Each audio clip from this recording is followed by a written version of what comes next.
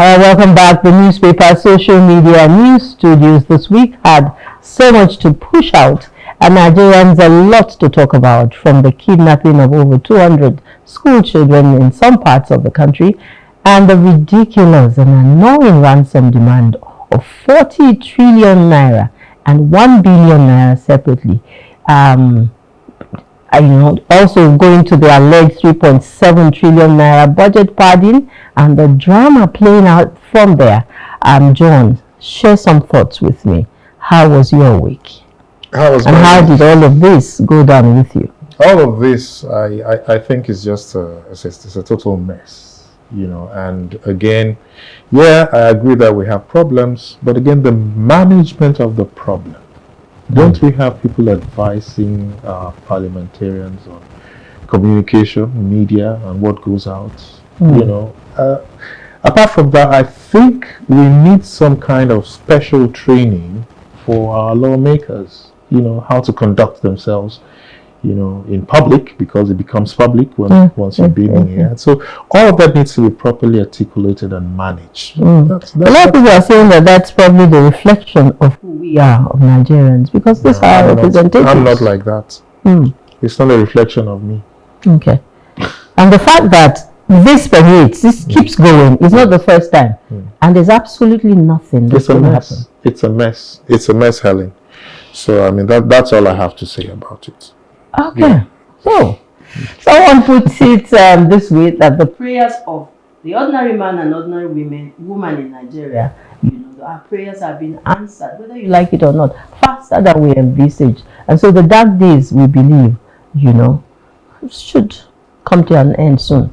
I hope I could share I wish I could share your optimism, Helen. So we encourage you to hang on in there, hold your head high, for all of these will definitely end in praise. That's what we say all the time, don't we? Time for another break? No, maybe we should just go on. Go on, okay. We should go on and talk to... Because the guest is already seated. Our guest is seated and ready. So just stay with us, yes. All right, so Tolu joins us right now, this week, on Today with John and Helen, live with information on how you can become a big player in the real estate market.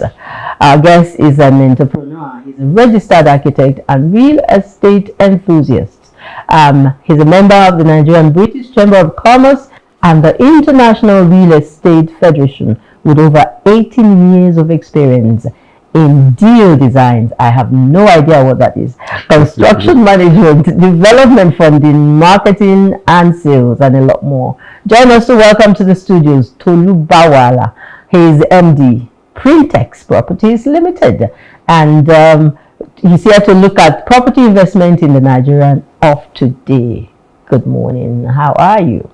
Good morning, Helen. That's a very good question these days. So how are you doing? How are you doing? Yes. So Tolu, I'm so glad you're around. You've been able to make it to the studio with us. He's been a target. Been trying to get him to come in. So straight to the business of investment in properties. Yeah. And I'm sure this is something that a lot of our viewers will be wondering, how do we articulate, how are you talking investment and properties with big money at a time like this? So we have economic challenges in Nigeria. Yes, that's correct. What do you think still makes property investment viable, and how can individuals navigate these challenges, to invest successfully?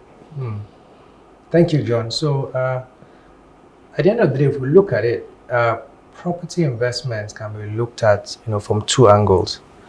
The savvy investors will say, they want to put their money in property in order to hedge against value loss. We all understand, the kind of value loss we've seen, in the value of the naira as compared to the dollar and other currencies internationally in the last few months. So when savvy investors are analyzing, they say, look, in order to hedge my loss, I have to put some money into real estate investments. That's one side. That's one way to look at it. The other way to look at it is to say there are young people, upcoming people that are very desirous of having their own homes. Yeah. And I know for certain that, home ownership for individuals is one of the most important single major decisions they're going to take in their lifetime. We all appreciate that the mortgage system isn't too encouraging. The interest rates are really high. So a lot of people save up, over the years. They save up in tranches of year 1 to year 5, I have 10 million. Year 5 to year 10, I have another 10 million. Meanwhile, your 10 million between 0 to 5 is not the same as your 10 million between 5 to 10. Because the You value understand? But the truth about it, at the end of the day, is that real estate is a very tangible asset. It's something you can always see and feel. And in order for you to appreciate that it's actually a viable tool, it's actually a viable place to put your money, right? We've done some analysis to see that for every time the naira, right, loses value against the dollar, the value of land is always going up. The value of property is always going up. Yeah. Now, what are the other things to consider when we're looking at, real estate investment? Why is it such a viable, option of investment? How are you certain? I was talking to some people and I said, and they were arguing with me. They said, no, that I can put my money in stocks, I can put my money in this. I said, number one, look, as we are today in Nigeria, we need at the minimum 20 million homes to get everybody to a certain level of habitation. That's number one. Number two, I asked a very simple question, social question. I said, have you attended any weddings this year at all? And they're like, what does wedding have to do with it? I said, no, just answer the question. So you've attended weddings, right? They said yes. And I said, if you pass by Ikoyi, I drove past by Ikoyi when I was coming here this morning. You see that registry that is on that's off Kingsway Road? Yes. It's always busy. It's always busy. Yes. Meaning that there are still people getting married. If you go to the hospitals, there are babies being born every day. And as we grow up, I'm bringing it to the simplest level now. As we all grow up, we don't want to live in our parents' houses. Yes. We want to move from one location to the next. If you check the Lekki axis in the last 20 years, how many young, upcoming mobile individuals were residing in that axis 20 years ago versus today? You would see a massive, difference in the trend. So because of that, population growth, right? Real estate is always going to be a very, very, good investment to put your money in because there's the need. Yes. Yeah, people would always need houses. People would always need commerce spaces. It might surprise you to also appreciate that beyond residential spaces, there are some aspects of real estate, needs that people are not looking at. Let's check out the commerce activities in Lagos. Yeah. Go to Alaba, go to Mile 12 Food Market, go to Lagos Island. There's a very huge need for warehousing real estate. And even we professionals are not even paying attention. When anybody has money, they come in, they say, oh, I have $10 billion to invest, or 10 billion naira to invest in real estate. The first thing that comes to mind is, oh, let me build a hotel, or let me build a block of apartments, or let me build an office complex. Mind you, the office complexes you're talking about, a lot of people are adopting working from home. Yeah. Because fuel cost has gone up. Yeah. Third Mainland Bridge is closed. Traffic is every day. Yes. We spend average 3 hours in traffic back and forth. I mean, these are the urban challenges we face. Yeah. So, office accommodation, the amount of traction we're getting in that space is reducing, is dwindling. Yeah. But warehousing, people continue to buy and sell on a daily. So that's another area that, savvy real estate investors can start looking into as an option, as a very viable option of real estate investment. Okay. Wow, that's so much. That's a lot. All right, so let's come down to government, because the real estate sector does not operate, in isolation. Government monetary policies, how do they influence the cost of property investment in Nigeria? And what strategies, can people like you, who are experts in this terrain, what strategies can investors employ to mitigate these effects? Thank you, Helen. So I'll take it from 2 points. First, the issue of interest, right? and then the issue of taxes. If we look at it very recently, the interest rates have gone up. So if you now bring that down to, transactions in the real estate space, lending and all that, what I've come to appreciate is that the financial institutions right now are charging, anywhere between, say, 28 to 35% per annum on funds. The effect of that on real estate transactions is that for we, the developers, right, that's having a negative impact on our production costs. Okay. Because we must always consider the cost of funds in our developments. And essentially what that does is to transfer that pricing, that sale consideration onto whoever is buying the products that we're delivering. It's been very, very challenging. Some time ago, myself and a few colleagues in the real estate space were looking at options. How can we bring down our costs? Because the truth about it is that we're all in the same economic situation. Our own cost of production is going up, and the reality is that the people that are going to buy these developments or invest in these developments that we're building are also in the same economic bubble, and their own spending ability, the amount of money they have, is somewhat tighter. So we're all considering, they're all, so typically before now, maybe we used to get, requests, like maybe 10, 20 requests per apartment we're building. These days, that has dropped, meaning that we have to put more effort in trying to look for people that would offtake our development. So it's a very challenging period, right? When we come back to the drawing table, what we've tried to do at Pre-Index Properties is to say, okay, what's the best way of trying to even mitigate or maintain our sale consideration in such a way that our prices are not really escalating, right? And we thought, oh, okay, maybe our next project, what we can do is to deliver, shell projects. So we build the carcass, we finish it externally, and then people can come in and buy at a reasonable amount, and then take their time to do finishing works as they progress. Other people have said, oh, I cannot afford to buy a house now. Do you have land for sale? And we had to put together, landed, developments where what we do is just to provide the infrastructure, right, for the estate, build the fence, put in the security, do the road, and then they on their own can take their time, to build. Okay, so now you've more or less concentrated on what you are doing.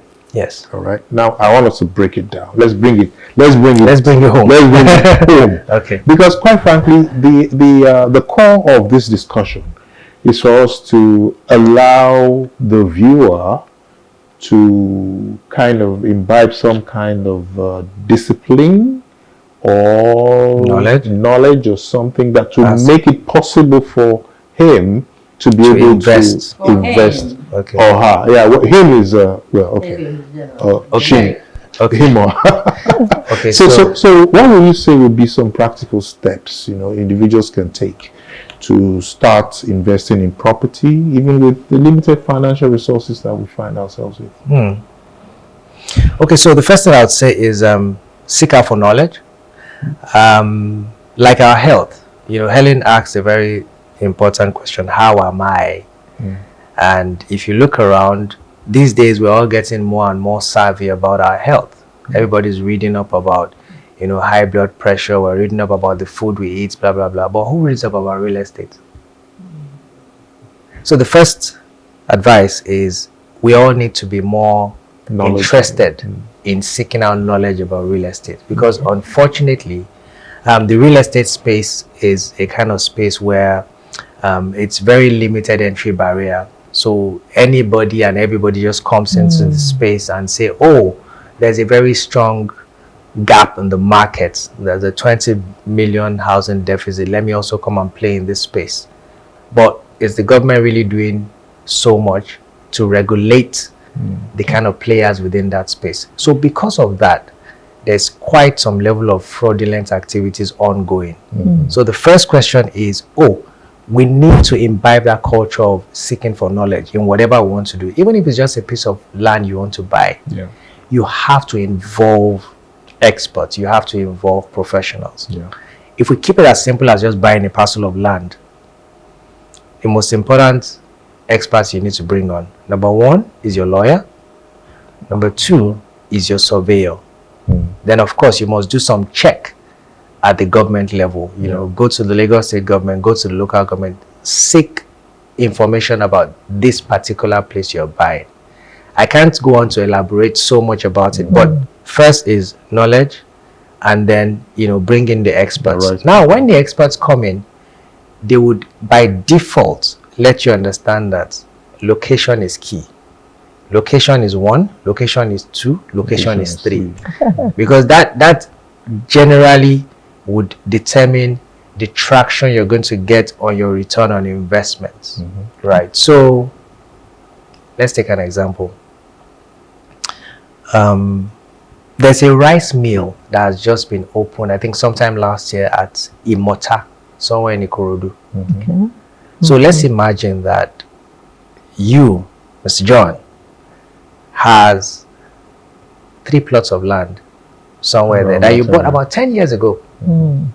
Maybe somebody gave you some information that something is coming on here in a few years, and you just bought it. Maybe you bought it at 300,000 naira per plot, totaling maybe about 1 million. Now a rice mill has been launched. Your 1 million naira of 10 years ago is probably now 10 million or 20 million.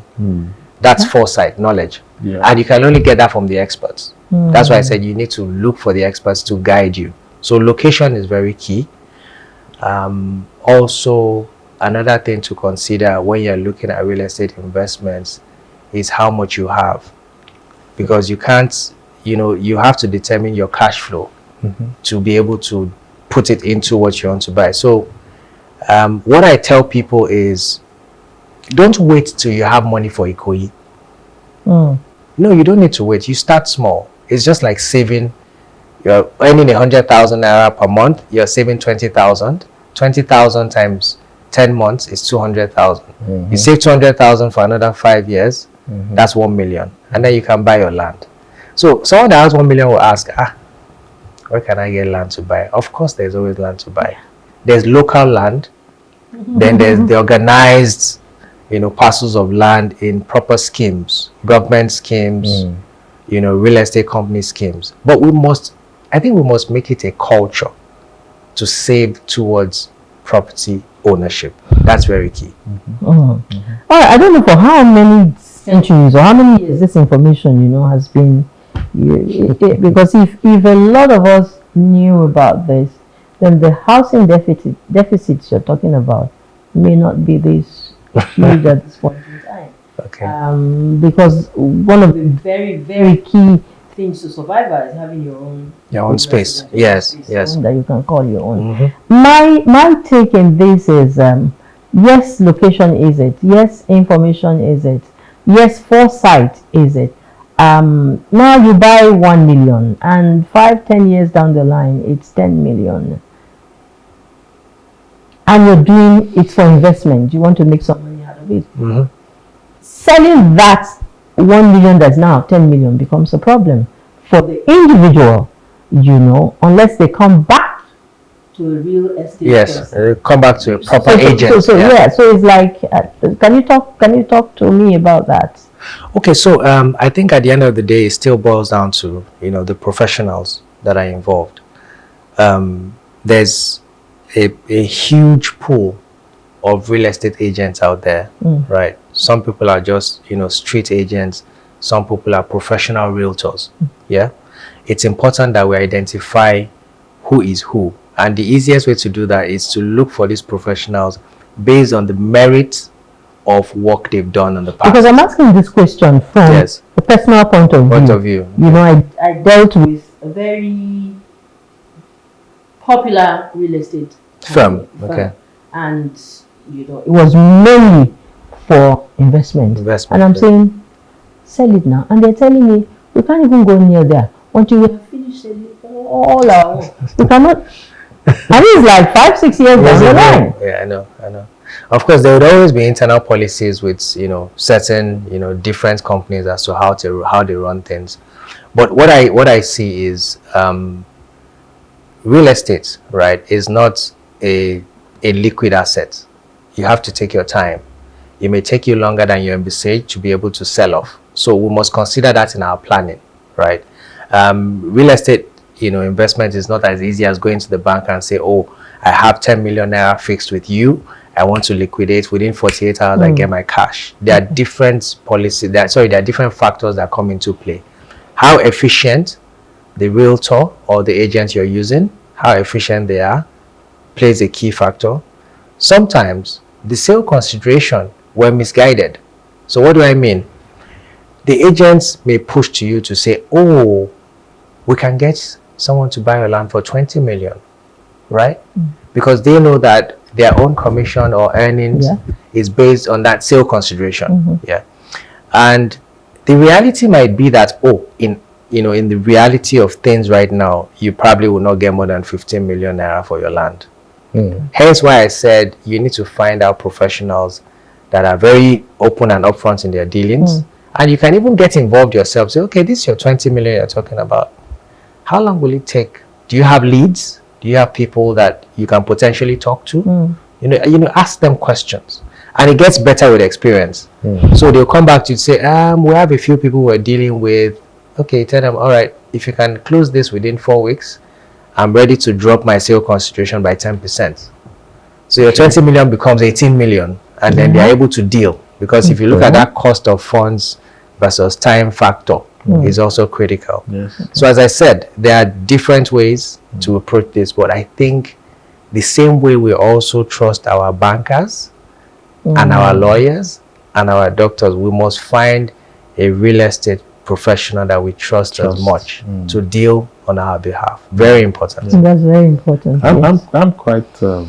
I'm quite interested in something you said not too long ago. Okay. But there's always land available to Yes, there's always land. There's always land. With my meager resources, are there any specific regions or cities in Nigeria, for instance, that offer better investment opportunities in real estate, considering the economic challenges that we have? Because people will ask that question. Okay, if I can buy in Lagos. Yeah, there was a time people were shipping out to Ekpe or shipping out to Ikoro. Yes. So from where we stand now, here and now, where would you think a reasonable person can get good? Can get viable investments. I like that. I think as I said, the way we go about real estate, investment or development is totally or significantly dependent on the amount of information we have. How do you get information? Through knowledge seeking, through talking to people. So the question you've just posed is, where can we invest? What cities of the country can we invest? I would say this. On the basic level, the urban cities are always a good place to invest. Lagos, Abuja, Port Harcourt, Kano, because of the thriving economic activities and also commercial activities ongoing. But even within that, right, you'd find that there are still mega opportunities within those spaces. For instance, the metro line has just been launched in Lagos. Yeah. Information on infrastructure. Infrastructure begets value when we talk about real estate.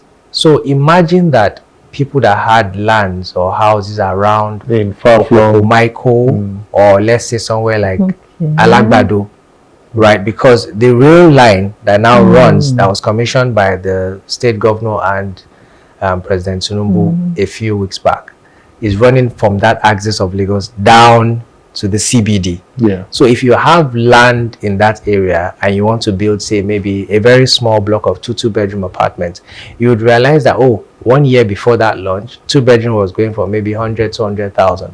But now with the launch, when people see that, once I get on that rail, it takes me just 30 minutes to get to VI, where my work is, they would move from all this traffic madness in the city and go all the way and enjoy fresh air and live in a place. So those are the considerations. Yes, those are considerations. So what I'm reiterating again is that it's all dependent on knowledge. Yes. The same way you settle down to look for information around stock, Okay. stock markets, which shares are you buying. We need to pay such attention to real estate as well. All right. Yes. I think this is a program that won't be sufficiently dealt with in 25 minutes. Yeah? Yes, yes. Because I guess our time is totally up. Okay. My final question will be, is it all this beautiful about real estate? Are there any risks? Are there disadvantages even in investment? Oh, if you can use a minute to answer that question. Yes. Real estate risks. Yes. Let me speak from my position as a real estate development leader. I think as developers, we need to understand that we're dealing with people's monies, people's investments, and we must always bring to bear the best of our knowledge as professionals. I know that very critically, one major risk in real estate is funding. Cost of funding, how do we get funding, and how does that impact on the end sale price of our products. So that's one major area that we face a lot of risk. Another risk is also the risk of land. Yeah. Right. Because sometimes if you go into a transaction and you're not very knowledgeable about the history of that land, and you have challenges with the different families coming together, it could always truncate a successful transaction. Thirdly, government statutory regulations is also very critical, especially in urban areas that are very hot like Lagos and Abuja. We must make sure that on behalf of our investors, on behalf of our subscribers, we try our best to make sure that all matters regarding government statutory regulations and approval orders are well met, so that we don't have any challenges with the government. Because once the government comes and marks X, we're familiar with that, aren't we? Once they mark X, then you have to go back and start negotiating and having conversations. That it kills time, it kills the confidence of the people that are part of the project. So those are the key risks. And we should do this again soon. Yes, I must confess that this has been very encouraging. Thank you. Highly intellectual, but very encouraging. Thank you, sir. And thank you, John. What more can we say, man? Thank you so much, Tolu. And like Helen said, we'd love to have you back. Oh, sure. Just give me a call. Okay. It's been a pleasure being here. Thank you. Right. Thank you. Remember that the women will not be left out of this show. I have my eyes on one or two of your products. I will talk to you more and see welcome. how you can help me, because I have some private questions to ask. We're here for you. So our next break is in view. When we return, on the front burner will be female entrepreneurship in Nigeria, the challenges and successes. Nneka, Ike, or Kafo is already here, John. Yes, she is. And she will be our guest. Please don't go away.